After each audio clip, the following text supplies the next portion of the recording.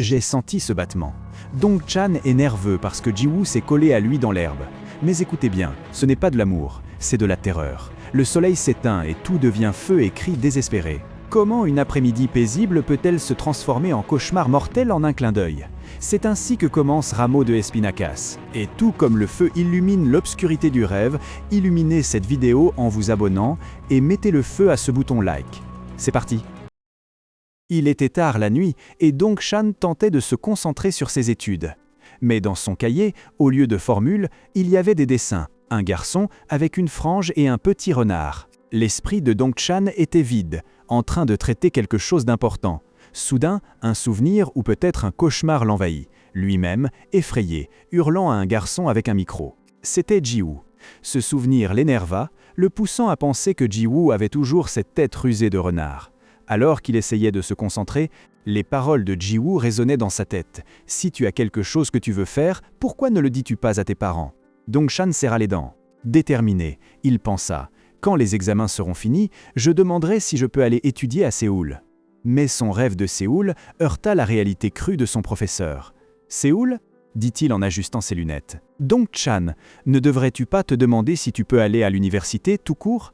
Le professeur lui rappela son talent artistique, mais aussi ses mauvaises notes. Aujourd'hui, toutes les écoles regardent les résultats scolaires. Tu es en 2e année, essaie un peu plus. Concentre-toi en classe et arrête de dessiner dans tes cahiers. Dong-chan, la tête baissée, ne put que répondre « D'accord ». Avec ces mots résonnant dans son esprit, Dong-chan quitta l'école. Son regard reflétait un mélange de résignation et de détermination. Arrivant chez lui, il vit sa mère balayer à l'entrée. Et là, en le voyant, lui offrit un accueil chaleureux, tout en lui demandant s'il s'agissait du dernier jour où il sortait tôt, l'invitant à déjeuner. Lui, un peu hésitant, tenta de lui poser une question importante. Pendant ce temps, Ji-woo arrivait en bus, le laissant à moitié endormi. Il pensait à quel point ce serait agréable de faire du vélo avec Dong-chan, mais en réalisant que son ami était déjà parti, il se mit à sourire tout seul. « Bon, ce serait vraiment lourd d'emmener quelqu'un d'autre », pensa-t-il en se touchant le ventre, se demandant s'il avait grossi. Mais soudain, une idée lui traversa l'esprit. Et en vérité, cette idée l'a conduit directement à la maison de Dong-chan. Là, il l'a trouvé avec sa mère, qui le grondait pour ses notes et lui demandait pourquoi. Tout à coup, il voulait aller à une académie après l'école. Quand la mère de Dong-chan s'est rendue compte que Ji-woo l'épiait, elle l'a salué très amicalement, jusqu'à lui dire qu'il lui ressemblait beaucoup. Dong-chan s'est senti très mal à l'aise quand sa mère a pris Ji-woo par la main. Et elle lui a demandé directement « Tu peux aider notre Dong-chan ?» À peine entendu cela, Dong-chan est devenu écarlate. Il s'enfuit précipitamment de là, laissant Ji-woo et sa mère l'appeler pour qu'ils reviennent dîner. Mais il était déjà trop tard, Dong-chan était parti. Dong-chan, contrarié par tout, s'effondra dans un champ vert, pensant qu'il devrait sûrement vivre là pour toujours et qu'il n'avait besoin ni d'une académie ni d'argent. Mais au fond, il voulait juste poser une question encore une fois, vivre là pour toujours et qu'il n'avait besoin ni d'une académie ni d'argent. Mais au fond, il voulait simplement poser une question. Et c'était qu'il ne comprenait pas pourquoi Ji-woo devait apparaître justement à ce moment-là. Un merde lui échappe. Juste à ce moment, Ji-woo apparaît soudainement, se penchant vers lui. Dong-chan se hâte de lui dire qu'il n'était pas en colère contre lui. Mais Ji-woo va droit au but et lui demande s'il retournera à Séoul. Dong-chan reste abasourdi. Ji-woo s'approche, faisant bruisser l'herbe sous ses pas, ce qui met Dong-chan extrêmement mal à l'aise. Son cœur commença à battre à 1000 à l'heure tandis qu'il pensait « Pourquoi s'approche-t-il autant ?» Ji-woo lui posa à nouveau la question. Dong-chan, nerveux, tenta de détourner la conversation, bafouillant à propos du fait que sa mère avait demandé à Ji-woo s'il était plus âgé. Mais Ji-woo ne lâcha pas prise et lui demanda à nouveau s'il ne voulait pas qu'il retourne à Séoul. Soudain, tout devint sombre. Une voix criait « Chan, Dong-chan, réveille-toi, Kim Dong-chan !» Quelqu'un le secouait violemment en lui disant de sortir de là. Dong-chan commença à tousser et une énorme flamme illumina la pièce où il se trouvait avec une autre personne. C'était un incendie. Dong-chan reste dans cet endroit sombre, prisonnier de sa propre pensée. Il se souvient que l'horreur du feu n'était pas du tout ce qu'il imaginait et sent son cœur battre violemment. Quelqu'un crie pour qu'il se réveille, en le secouant par le bras, puis par la tête, suppliant désespérément pour qu'il sorte de là. Soudain, la noirceur disparaît complètement. La scène se transforme en un paysage verdoyant et extrêmement paisible sous un ciel bleu. Tu vois un Dong-chan plus jeune, avec sa coupe classique en bol, pédalant lentement à vélo sur un sentier rural. Il arrive à un petit quartier juste au moment où une famille déménage, avec un grand camion et une pile de caisses. Une voisine les accueille avec beaucoup de gentillesse, et la famille paraît extrêmement enthousiaste à l'idée de vivre à la campagne, disant que c'est pour l'air pur et la tranquillité. La femme de la nouvelle famille montre même des fleurs au voisinage, en disant qu'elle va les planter dans le jardin pour qu'ils deviennent magnifiques, comme l'avenir qu'ils imaginent pour leur foyer. À ce moment-là, la dame remarque Dong-chan, qui était là tout près, et lui demande s'il habite par là, avant de lui dire que sa coupe de cheveux est trop mignonne. Dong-chan, visiblement mal à l'aise, s'éloigne rapidement de la situation. Le fils de la famille qui s'est installé, qui observait toute la scène, urcirait un peu et dit que la bienvenue a été un échec total. Après s'être moqué de la situation, Ji-woo écouta les voisines discuter du caractère timide de Dong-chan, et en le regardant, il lui sembla que son nom était parfait pour le taquiner. Mais laissons ce flashback derrière nous et revenons à la réalité, ou plutôt à cette nouvelle réalité, car d'un instant à l'autre, Ji-woo se présentait comme le nouvel élève de Séoul dans une salle de classe. Bien sûr, pour Dong-chan, qui était juste là, quelque chose ne collait pas. Mais laissons ce flashback derrière nous et revenons à la réalité. Ou plutôt à cette nouvelle réalité, car d'un instant à l'autre, Ji-woo était se présentant comme le nouveau élève de Séoul dans une salle de classe. Cela dit, pour Dong-chan, qui était juste là, quelque chose ne collait pas. L'école semblait étrange, presque vide, avec très peu d'élèves qui, en plus, ne semblaient intéressés par rien. Pas même l'effort de Ji-woo pour les réveiller. Ouvrir leurs livres changeait l'ambiance. À cet instant, une fille extrêmement énergique s'approche. Lee Hae-ji, qui sans trop de cérémonie, l'entraîne vers le club de cinéma. C'était une recommandation, selon elle, mais Ji-woo sentait qu'il n'avait pas vraiment le choix. Quand ils arrivent au supposé club de cinéma, qui ressemblait plus à une salle de réunion, ils trouvent Park Cheolo, le président. Et, pour surprenant de Ji-woo, Dong-chan est aussi là, assis dans un coin. Quand ils arrivèrent au supposé club de cinéma, qui ressemblait plus à une salle de réunion, ils trouvèrent Park Cheolo, le président. Et à la grande surprise de Ji-woo, il était aussi là. Iji est ravi d'apprendre que Ji-woo et Dong-chan sont voisins, et à peine lui demande-t-elle s'il veut Iji fut heureuse d'apprendre que Ji-woo et Dong-chan étaient voisins, et elle lui demanda à peine si elle voulait se réunir. La réponse de Dong-chan fut un catégorique « je ne peux pas ». Iji, sans se laisser vaincre, se jette sur Dong-chan. Bien qu'il soit agacé, il soupire de soulagement de constater qu'il n'y a rien de plus sérieux. Mais le contact lui rappelle un souvenir de son enfance, quand Hae-ji le taquinait en lui disant qu'il était trop jeune pour être artiste, tout en le faisant souffrir. De retour au présent, alors que Iji tire sur ses cheveux, Dong-chan crie à l'aide Cheolo, mais visiblement, Cheolo avait déjà rempli le formulaire pour Ji-woo. Celui-ci lui demande pourquoi il l'a fait et le président du club lui explique qu'il s'agit parce qu'il y a très peu d'élèves dans l'école. Si le nombre minimum n'était pas atteint, le club allait être fermé. Et en effet, Cheolo leur révèle que leur club avait déjà été fermé depuis longtemps et qu'ils opéraient en secret. Face à cette situation, Dong-chan devient furieux et explique que c'est parce qu'il y a très peu d'élèves à l'école. Si elle n'atteignait pas un nombre minimum, le club allait être fermé. Et en effet, Cheolo leur révèle que leur club avait déjà été fermé depuis longtemps et qu'ils opéraient en secret. Face à toute cette situation, Dong-chan devient furieux.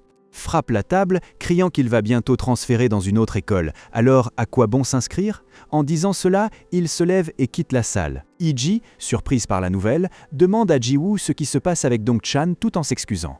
Ji-woo demande à Ji-woo ce qui arrive à Dong-chan tout en s'excusant. Ji-woo reste pensant, et à la grande surprise de tous, il décide de signer la demande d'inscription au club. Cela fait de lui la grenouille verte. Ensuite, Ji-woo monte dans le bus et, en rentrant chez lui, réfléchit à son propre transfert. Souvenant de la surprise qu'il a ressentie quand son idole lui a dit qu'il allait aussi changer d'école, et de la manière dont il s'était installé à la campagne pour le Fraser. À ce moment-là, tout lui semblait un bon départ. Mais à peine arrivés à leur nouvelle maison, ses parents hurlèrent horrifiés en voyant le jardin à l'avant complètement détruit. La mère de Ji-woo était furieuse, demandant qui avait fait cela, car elle l'avait planté avec tant d'amour. Et à cet instant précis, Ji-woo s'esquive pour aller à l'école, laissant derrière lui le chaos. Mais en chemin vers l'école, Ji-woo regarde la roue de son vélo et remarque quelque chose collé dessus. C'est un pétale de fleurs, des mêmes que celles qui étaient plantées dans le jardin détruit. À cet instant, ses cheveux se hérissent, car sa suspicion est confirmée. Dong-chan en est le responsable. Arrivé à l'école, descendant du bus, Ji-woo continue de tourner cela dans sa tête, se demandant pourquoi Dong-chan aurait fait une chose pareille. Juste à ce moment-là, Hae-ji apparaît, l'abordant avec son énergie habituelle, lui disant qu'ils doivent aller au club de cinéma car il y a un avis important. Ji-woo, encore perdu dans ses pensées, hoche simplement la tête. Plus tard, déjà en classe, Hyeji et Ji-woo parlent de Dong-chan. Hyeji lui fait remarquer qu'il était venu à vélo ce jour-là et qu'il est peut-être un peu timide, ce qui expliquerait qu'il ait du mal à socialiser. Ji-woo sourit légèrement et lui dit oui, qu'ils doivent encore s'approcher davantage. Mais dans son esprit, Ji-woo pense que s'il y a des problèmes de personnalité chez Dong-chan, les rumeurs doivent déjà circuler. Et, comme un frisson, nous revoilà face aux pétales de fleurs, comme un rappel constant de ce que Ji-woo sait. Au milieu de tout ce bazar, soudain, nous sommes à l'école, Ji-woo et Hyeji près d'un couloir. Cheolo les voit et leur demande pourquoi ils n'entrent pas. Apparemment, Dong-chan a emporté la clé du club, mais il n'est nulle part en vue. Ji-woo jette un œil par une fenêtre, surpris. Et soudain, il le voit. Dong-chan est assis seul à une table à l'extérieur, la tête baissée, concentré sur quelque chose. Il semble étudier ou dessiner. Hyeji, bien sûr, l'interroge directement, lui demandant pourquoi il a pris la clé et s'est éclipsé dehors. Dong-chan ne les regarde même pas, reste absorbé dans ce qu'il fait. Et Hyeji s'énerve davantage, disant qu'elle devait annoncer quelque chose d'important concernant le film, et que maintenant, c'est passé. Elle a laissé échapper, sans le vouloir, qu'elle devait remettre le scénario à l'équipe de production. Là, Ji-woo comprend la situation. Dong-chan, qui semblait totalement indifférent, comme s'il s'en fichait, écoute Ji-woo poser la question. On s'est fait avoir? Car s'ils n'ont aucune expérience en tournage au club, comment pourraient-ils faire un film? Pour confirmer, Ji-woo demande directement à Hyeji si elle a déjà tourné quelque chose. Elle répond non. Il pose la question à Cheolo, qui répond aussi non. Ai Dong-chan se lève, agacé, et dit « Je n'ai pas envie de le faire ».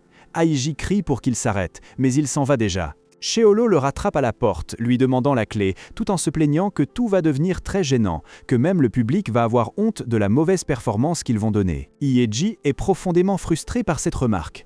Ji-woo tente de calmer les eaux en leur disant qu'aucun de eux n'est bon dès le départ, qu'ils sont tous amateurs pour les motiver. Mais Dong-chan reste inflexible, tentant de partir avec son vélo. Un grincement se fait entendre alors qu'il essaie de sortir et il dit « Je m'en vais d'ici », mais Hyeji ne lâche pas prise. Avec une expression furieuse, elle lance une dernière proposition à Dong-chan. « Tu pourrais être le chef décorateur ?» Dong-chan s'arrête, surpris. Il la regarde et demande « Chef décorateur? Redessiner ?» Oh Nuna, Ji-woo, qui a entendu, dit à Hyeji qu'il a déjà vu Dong-chan dessiner. Elle est surprise, mais soudainement, Dong-chan devient extrêmement tendu. Avec une expression très en colère, il dit « Je ne peux pas, ne me demande pas ça, je déteste vraiment ça ». Ji-woo ne comprend rien et lui demande pourquoi. Mais Hyeji ne lui laisse pas le temps d'expliquer. Elle lui saisit le bras et exige qu'il s'occupe de la conception artistique du film. Après insistance, Hyeji lui fait une offre qu'il ne peut pas refuser, la moitié du budget du club. Et voilà que le groupe se met à chercher des matériaux artistiques. Ji-woo remarque en effet que Dong-chan semble super concentré, presque heureux, tandis qu'il choisit et ramasse une quantité incroyable de choses. Bien qu'il tente de cacher son enthousiasme, il est évident pour tous qu'il est tout à fait à son aise. Le seul problème, comme toujours, c'est qu'ils n'avaient pas tout en stock, donc ils devront revenir dans quelques jours pour le reste. Un peu plus calmé, le groupe se rend dans une cafétéria pour se détendre. Là, Cheolo profite de l'occasion pour créer un groupe de chats et inviter Ji-woo. Mais pour l'ajouter complètement, ils ont besoin du numéro de Dong-chan. Celui qui, la veille, avait fui pour ne pas le donner à Ji-woo, n'a désormais plus d'autre choix que de le lui passer. Bien sûr, Ji-woo ne put s'empêcher de sourire, sentant qu'il avait remporté une petite victoire. Avec un climat plus serein, Cheolo propose de commencer à parler du film. Et c'est là que Hyeji, pleine d'énergie, ne perd pas de temps. Elle annonce qu'elle sera l'auteur, et en passant, la protagoniste. Les autres sont surpris, car ce n'était pas quelque chose dont ils avaient parlé. Ensuite, pour continuer le jeu, Ji-woo demande qui serait le protagoniste masculin. Hyeji, sans hésiter, crie aussitôt « lui ». À cet instant, Dong-chan se souvient du genre, un roman d'amour adolescent. Et bien sûr, il rougit.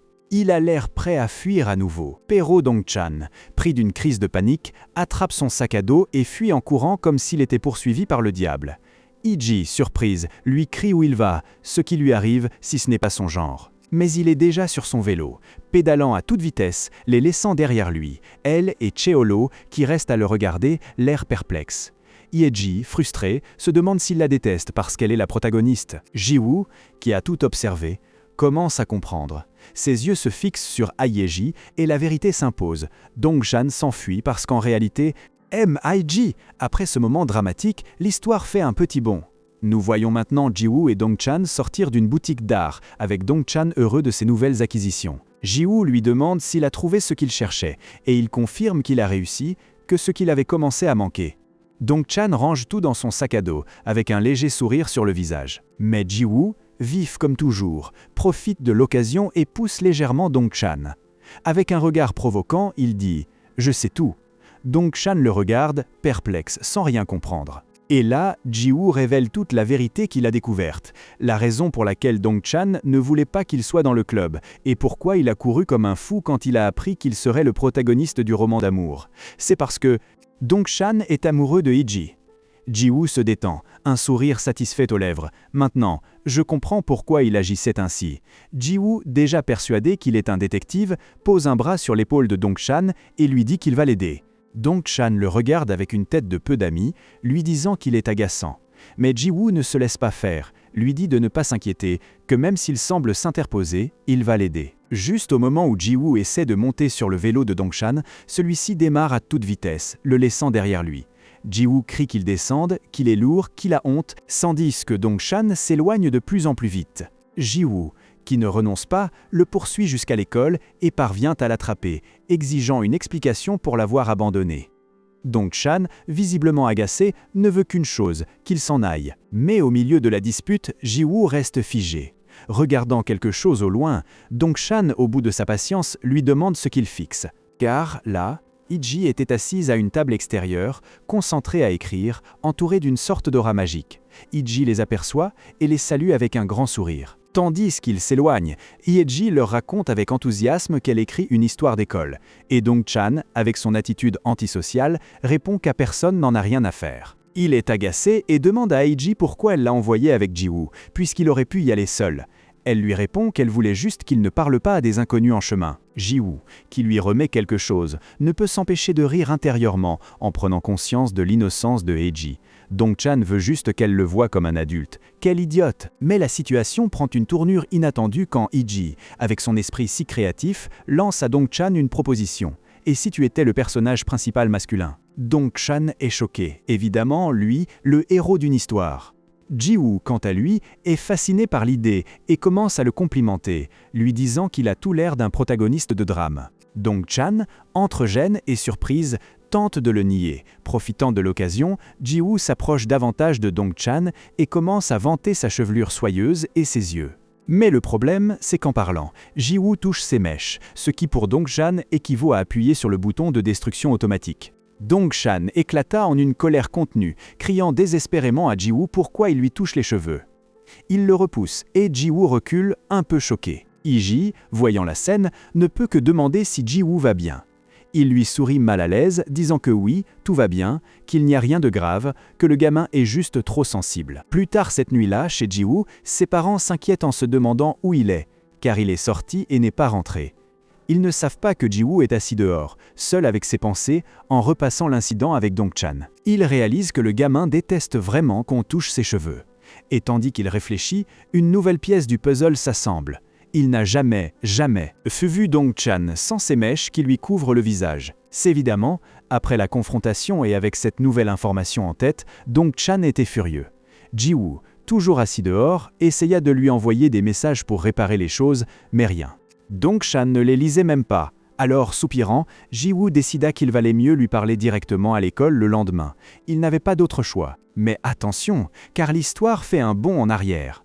Soudain, nous sommes un petit Ji-woo, tentant de s'excuser auprès du jeune Dong-chan, qui sortait de chez lui pour jeter la poubelle. Ji-woo l'arrêta pour avouer qu'il avait été grossier et qu'il aurait dû réfléchir avant d'agir. Dong-chan, toujours avec son expression indéchiffrable, toucha ses mèches et lui dit que c'était bon, sans y accorder beaucoup d'importance. Ji-woo pensa seulement que c'était incroyable à quel point ce garnement rougissait vite. Pouf! Dong-chan claqua la porte violemment, laissant Ji-woo dehors. Et la mère de Ji-woo, absorbée dans ses pensées, poussa soudain un cri. Le jardin.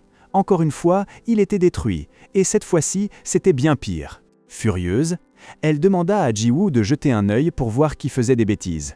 Ji-woo n'avait à peine montré le visage qui, splash, un jet d'eau l'atteignit de plein fouet. C'était Dong-chan, pédalant sur son vélo et lançant un « Ah !» désolé sans même se retourner. Ji-woo, trempé, se demanda si c'était ainsi que les gens de la campagne communiquaient, si c'était là leur manière de se venger. De retour au présent, Ji-woo avait désormais la situation claire comme de l'eau. Le problème de Dong-chan, c'était ses mèches. Avec elle, impossible de deviner ce qui se passait dans sa tête. Et avec un regard qui, je te le jure, transmettait une détermination absolue, Ji-woo se promit à lui-même qu'il allait découvrir ce qui se cachait derrière ses mèches, coûte que coûte. Mais en y réfléchissant bien, Ji-woo trouvait ça super bizarre. Ce n'était pas la première fois qu'on détruisait son jardin, et en plus, ils avaient laissé des déchets. Il continuait à tourner le problème dans sa tête, en repensant à tous les moments étranges avec Dong-chan. Est-ce que Dong-chan faisait tout ça parce qu'il ne voulait pas que Ji-woo rejoigne le club de cinéma ? Peut-être parce que, quand ils étaient enfants, Ji-woo lui avait touché la mèche. Avec le jardin dévasté et plein de déchets, les parents de Ji-woo se demandaient quoi faire. Devait-il porter plainte ? Mais contre qui ? Ji-woo, avec un regard plein de détermination, leur dit qu'il savait qui était le coupable. Dong-chan, son voisin. La réaction de ses parents fut inattendue. Ils se mirent à rire et Ji-woo faillit avoir une crise. Ils lui dirent qu'ils pensaient qu'il parlait sérieusement et qu'ils soupçonnaient sûrement Dong-chan, mais qu'ils ne voulaient pas sauter aux conclusions sans preuve. Ji-woo s'énerva vraiment, essayant de leur expliquer que non, que ce n'était pas comme ça. Sa mère l'a défendu, disant que Dong-chan était un bon garçon, qu'il aidait ses parents et qu'il était injuste d'accuser ses amis. Ji-woo lui hurle que Dong-chan n'était même pas son ami, qu'il était plus jeune que lui. Mais sa mère, sans lui prêter attention, l'envoya se doucher pour aller à l'école, ignorant complètement ses tentatives pour lui expliquer que Dong-chan était différent. Déjà à l'école, avec un contenant de collation à la main, Ji-woo restait frustré. Déjà un mois s'était écoulé et ses parents étaient déjà du côté de Dong-chan. Il se sentait comme s'il était accusé une fois et que l'autre gagnait toujours. Pendant qu'il marchait dans les couloirs, il remarqua un silence étrange. L'école n'avait pas tant d'élèves, mais pourtant, pendant les récréations, il y avait toujours du bruit. En regardant par la fenêtre d'une salle de classe, il comprit pourquoi. Les garçons de cette salle venaient de terminer leur cours d'éthique, et tous s'étaient endormis sur leur pupitre. Ji-woo ne put s'empêcher de sourire légèrement devant la scène. Et là, au milieu de tous les élèves qui semblaient avoir passé la nuit sans dormir, il le trouva, Dong-chan, la tête appuyée sur ses livres comme sur un oreiller. Par raison, il ne studie pas, pensa Ji-woo. S'approchant, Ji-woo s'éclaircit la gorge pour essayer de le réveiller, mais Dong-chan ne bougea pas. Avec ses mèches lui cachant les yeux, impossible de savoir s'il dormait ou s'il faisait semblant. Ji-woo le fixa, sans savoir quoi faire. Était-il éveillé ou vraiment si endormi ? Un mystère. Soudain, Dong-chan ouvrit un œil et murmura un salut. Ji-woo, surpris, lui demanda « Qu'est-ce que tu fais là ?» Dong-chan, encore à moitié endormi, ne put qu'articuler « Oh, La sonnerie de la classe retentit et tout le monde se leva rapidement, pressé de partir. Dong-chan protesta « Non, pas possible, mon heure de récréation, j'étais complètement KO !» Tandis qu'il partait avec les autres, Ji-woo lui dit « moi aussi, je dois y aller, je te laisse ça ici !» Et ainsi, il déposa le contenant du goûter sur le pupitre. Dong-chan resta là, un peu hébété, sans réagir beaucoup. Alors, un autre camarade s'approcha en lui demandant un livre. À peine l'eut-il en main qu'il l'envoya voler par la fenêtre. Dong-chan, en voyant le livre s'envoler, resta pensif. Pourquoi ce type était là ? Est-ce parce que je l'ai arrosé ce matin ? J'avais déjà demandé pardon pour ça. Mais toute cette situation fit voler l'esprit de Ji-woo vers un souvenir. Lui et Dong-chan, tous deux enfants, en survêtement vert, assis sur un banc après le cours de sport. Le soleil leur tapait dessus en plein front et ils avaient l'air épuisés. Ji-woo le regarda. « Il fait chaud, hein ?» lui dit-il. Dong-chan, la tête baissée, répondit simplement « Oui ». Ji-woo, avec un sourire, lui dit « Mais toi, tu plais plutôt bien débrouillé là-bas ». Dong-chan, surpris, répondit « Et toi aussi, tu as sauté comme un lapin, sérieusement ». Il était évident que pour eux, ce cours de sport avait été quelque chose de précieux. Ji-woo, voyant d'autres camarades jouer au basket, lui demanda « On dirait qu'ils ont encore de l'énergie pour le basket. Tu ne veux pas te joindre à eux ?» Dong-chan se gratta la tête. « Je ne suis pas très bon au basket, je n'ai pas beaucoup joué. » Et il continua en expliquant qu'après l'école, il allait toujours à l'académie, qu'il passait peu de temps à l'air libre. Et nos cours de sport se transformaient en salle d'études, se plaignit-il. « Je suppose que mes parents se sont lassés aussi de la vie en ville. Un jour, ils ont simplement décidé de déménager, expliqua Dong-chan. Ji-woo le regarda, surpris. Vraiment, Dong-chan sourit. C'est pour ça que j'aime les choses d'ici. Je suppose que je pourrais dire que je suis simplement détendu. Et soudain, son visage devint sérieux. Ah oui, à part ce petit gamin territorial. Et Ji-woo savait qu'il parlait de lui. Dong-chan continua. Et j'aime la vue depuis le car scolaire. Je dois vraiment me procurer un vélo. L'écoutant, Ji-woo commença à s'imaginer. Ça a l'air bien, ce sera une bonne forme. Soudain, il interrompit ses pensées, comme frappé par une idée. Il leva son index, comme s'il pointait quelque chose, et s'exclama « Ah, là-bas, c'est Dong-chan ». Ji-woo venait à peine de penser à cela lorsqu'une image lui parvint soudainement à l'esprit. Ce n'était pas Dong-chan tel qu'il était maintenant, mais celui d'il y a plusieurs années, celui-là même qui espionnait par la fenêtre, et auquel Ji-woo, enfant, se cachait jamais, presque comme s'il faisait une farce, disait la mère de Ji-woo.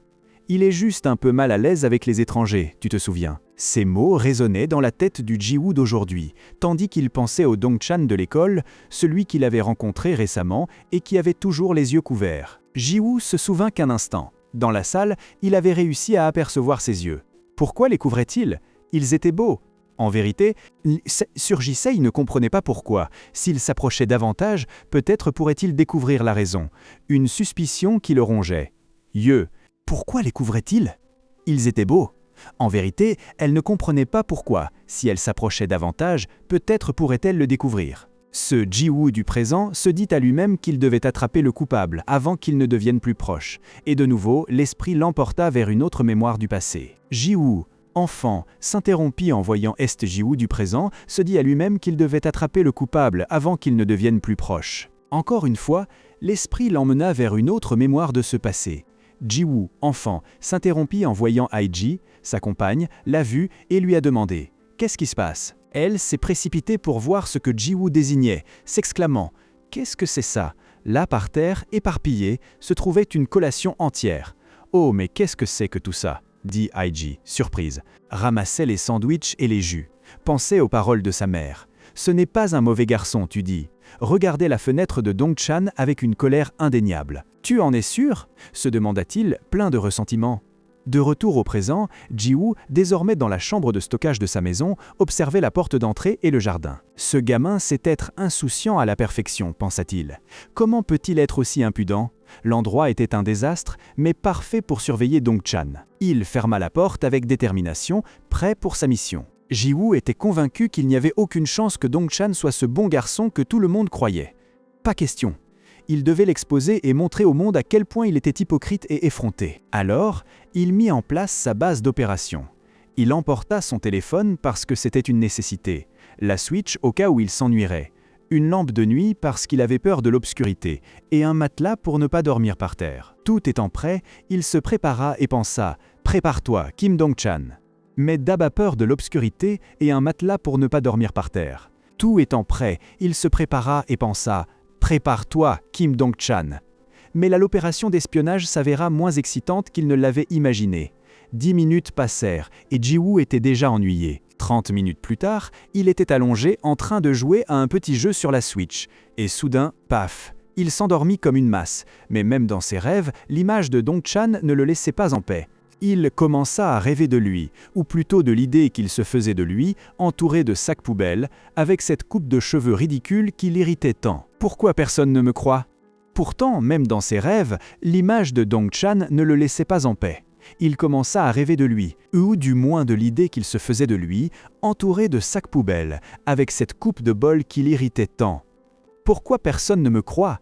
hurlait Ji-woo dans son sommeil. « Je l'ai vu, se sans-gêne avec sa coupe de bol.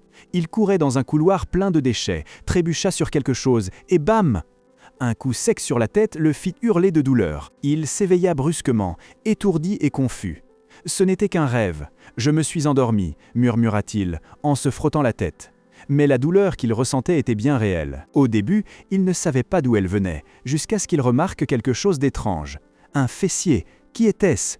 Ji-woo leva les yeux et eut une énorme surprise. C'était Dong-chan. Il était agenouillé dans sa chambre, tout près de son visage, et lui mettait quelque chose sur la tête. « Ah, Kim Dong-chan !» cria Ji-woo totalement choqué. Dong-chan ne put qu'envoyer un chut avec son doigt pour qu'il ne fasse pas de bruit, tout en lui intimant de se taire. Ji-woo ne comprenait rien. Pourquoi Dong-chan était-il chez elle, dans sa chambre ? Est-ce que c'était à cause d'elle qu'il était là ? Et maintenant, il recourait à la violence. Juste à cet instant, Dong-chan se tourna et, son front couvrant ses yeux, murmura « Ils sont partis ?» Avant que Ji-woo puisse réagir, Dong-chan tentait déjà de s'échapper. Paniqué, Ji-woo piétina accidentellement Dong-chan sur la tête, qui ne put qu'émettre un gémissement en disant qu'il partait. Mais tandis Dong-chan s'enfuyait à toute vitesse à vélo, Ji-woo le retint d'un cri furieux. En se retournant, Dong-chan vit les sacs poubelles répandus dans tout le jardin de Ji-woo. Encore une fois, c'était arrivé.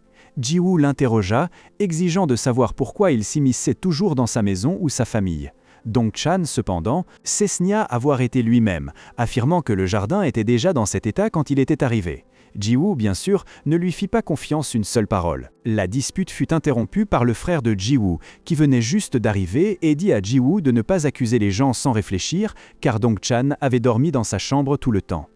La révélation laissa Ji-woo complètement abasourdi. Dong-chan, sans rien dire de plus, profita de l'occasion pour s'en aller à vélo, écoutant au loin son frère entrer dans la maison et ses parents lui demander pourquoi il était rentré si tard.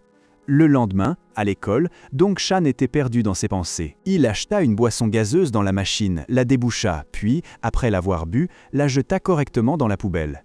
Mais il n'était pas seul. Ji-woo le regardait de loin, avec un sourire malicieux. S'approcha de Dong-chan, se frottant la poitrine en signe de malaise, et lui demande ce qu'il faisait. Ji-woo, avec un air supérieur, lui explique qu'il voulait simplement s'assurer qu'il ne jetait pas des déchets n'importe où comme un sans-cœur. Elle regarde avec mépris, se demandant ce qui pouvait bien lui arriver à ce type. Ignorant son regard, Dong-chan tourne les talons pour s'en aller. Mais Ji-woo ne le laisse pas partir. Il lui demande s'il compte entrer à nouveau dans la chambre de stockage, comme la veille.